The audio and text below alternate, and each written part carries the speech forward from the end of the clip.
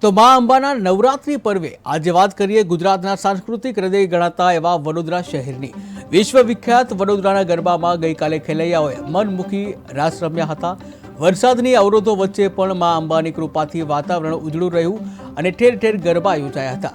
ત્યારે ખાસ કરીને સનફાર્મા રોડ ઉપર બીઆરજી ગ્રુપ દ્વારા આયોજિત વડોદરા વાઇબ્રન્ટ નવરાત્રી મહોત્સવમાં મોટી સંખ્યામાં લોકોએ ભાગ લીધો હતો।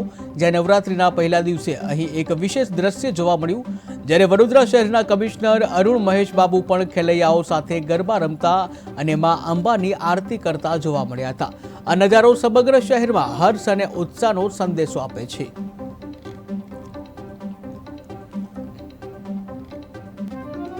તો વડોદરામાં નવરાત્રીનું અનેરું મહત્વ હોય છે, ત્યારે ખેલૈયાઓ મન મૂકીને રાસ રમતા જોવા મળ્યા હતા।